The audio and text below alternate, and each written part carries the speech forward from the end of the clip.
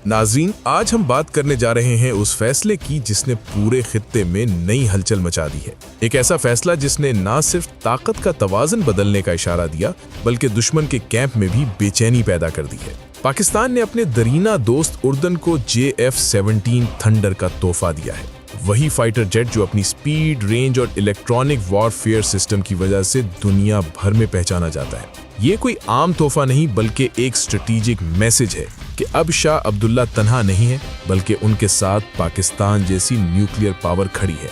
खित्ते के बदलते हालात, इसराइली एग्रेशन और उर्दन के अवामी प्रेशर ने इस ज़रूरत को और भी वाज़े कर दिया कि अब सिर्फ स्टेटमेंट्स काफ़ी नहीं बल्कि एक्शन ज़रूरी है। यही वो लम्हा है जिसने पाकिस्तान और उर्दन को पहले से ज़्यादा करीब कर दिया और इस पार्टनरशिप ने सबको ये सोचने पर मजबूर कर दिया है कि क्या वाकई एक नया दौर शुरू हो रहा है जहां मुस्लिम वर्ल्ड अपने डिफेंस के लिए एक दूसरे के साथ खड़ा होगा। नाज़रीन, पाकिस्तान ने अपने उस दरीना साथी को एक ऐसा तोहफा दिया है जिसे दुश्मन मौत का परिंदा कहता है। जी हाँ, हम बात कर रहे हैं JF-17 थंडर की, वही जंगी तैयारा जो सिर्फ फिजाओं में परवाज नहीं करता बल्कि दुश्मन के दिलों पर खौफ के साए डाल देता है। और ये तोहफा दिया गया है शाह अब्दुल्ला सेकंड को, यानी उर्दन को, जो इस वक्त इसराइल की सरहदों के ऐन करीब खड़ा है।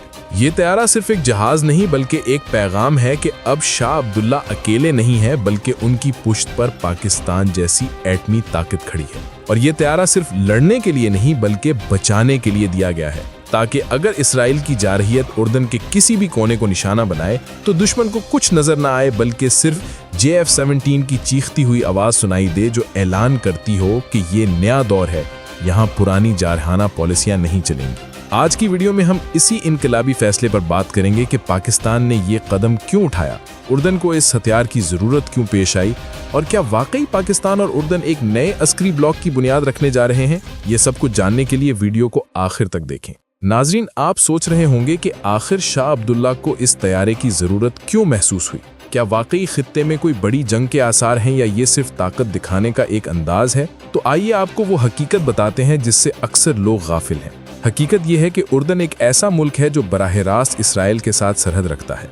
मगरबी किनारे और फ़लस्तीन के हालात आप सबके सामने हैं। रोज़ाना की बुनियाद पर इसराइली जारहियत बढ़ रही है, फ़लस्तीनी शहीद हो रहे हैं और उर्दन के अंदर अवामी दबाव बढ़ रहा है कि हुकूमत इसराइल के खिलाफ मजबूत मौक़िफ़ अपनाए।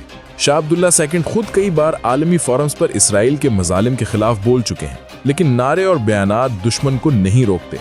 असल ताकत तोप, टैंक और जहाज में होती है। यही वो लम्हा था जब शाह अब्दुल्ला ने महसूस किया कि उर्दन को एक ऐसे हथियार की जरूरत है जो इसराइल के किसी भी हमले को लम्हों में जवाब दे सके। उर्दन की सरहदें न सिर्फ इसराइल बल्कि शाम, इराक और सऊदी अरब से भी मिलती हैं, यानी ये खित्ते का वो मरकज है जहां हर ताकत अपनी नजरें जमाए हुए है। शाम की जंग के असरात उर्दन ने खुद झेले, इराकी बहरान का बोझ भी उर्दन ने उठाया और अब इसराइली जारहियत बराह रास्त उर्दन के लिए खतरा बनती जा रही है। यही वो सूरत हाल है जहां पाकिस्तान ने अपने भाईचारे का सबूत देते हुए JF-17 थंडर की पेशकश की। ये एक ऐसा फैसला है जो खित्ते की जियोग्राफियाई सियासत को बदल सकता है। ये तैयारा आवाज से दोगुनी रफ्तार पर प्रवास करता है, यानी इसराइल के किसी भी इलाके में सेकंडों में पहुंच सकता है। इसकी रेंज 1200 किलोमीटर से ज्यादा है और अगर एयर टू एयर रिफ्यूलिंग हो तो घंटों फिजाओं में रह सकता है। इसराइल की फिजाइया जदीद जरूर है, मगर JF-17 का इलेक्ट्रॉनिक वॉरफेयर सिस्टम इसके रेडार और कम्युनिकेशन को अंधा कर सकता है। इसके हथियारों में PL-12 मिसाइल है जो 100 किलोमीटर से भी ज्यादा फासले से दुश्मन के तैयारे को मार गिराता है और रात क्रूज मिसाइल जो जमीन पर मौजूद बंकरों और कमांड सेंटर्स को तबाह करता है। अब सवाल ये पैदा होता है कि पाकिस्तान ने ये तैयारा उर्दन को क्यों दिया। दोस्तों, इसका जवाब सिर्फ अस्करी जरूरत में नहीं बल्कि नजरियाती हम आहंगी में है। पाकिस्तान हमेशा से फलस्तीन का हामी रहा है। उर्दन ने भी हमेशा फलस्तीनी अवाम की हिमायत की है। शाह अब्दुल्ला सेकंड ने कई बार कहा है कि मशरिक़ वुस्ता में अमन फलस्तीन के बगैर मुमकिन नहीं। यही वो नुक्ता है जो दोनों ममालिक को एक दूसरे के करीब लाता है। अब जरा OIC की हालिया मीटिंग को देखें जहां इस्लामी नेटो की बात की गई। ये कहा गया कि अगर एक मुस्लिम मुल्क पर हमला होता है तो सब पर हमला समझा जाए। इस तजवीज़ को पाकिस्तान ने भरपूर सपोर्ट किया और शाह अब्दुल्ला ने भी अपनी तकरीर में वाज़े कहा कि मुस्लिम दुनिया को अब मुत्तहिद होकर अमली क़दमात करने होंगे। ये वो लम्हा था जिसने दुनिया को दिखा दिया कि पाकिस्तान और उर्दन सिर्फ बातों के इत्तेहादी नहीं बल्कि अब अमली दिफाई शराकतदारी की तरफ बढ़ रहे हैं। उर्दन एक खुशहाल मुल्क है जिसकी फौज तादाद में महदूद है लेकिन ट्रेनिंग और प्रोफेशनलिज्म में बेमिसाल है। इसकी ज़रूरत हमेशा जदीद टेक्नोलॉजी रही है।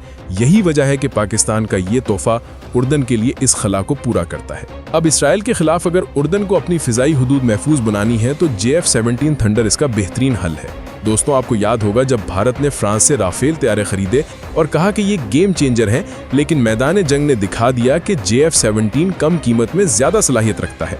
यही वो चीज़ है जो उर्दन जैसे मुल्क के लिए अहम है, क्योंकि इसे अपनी मईशत पर बोझ डाले बगैर जदीद दिफाई निज़ाम चाहिए।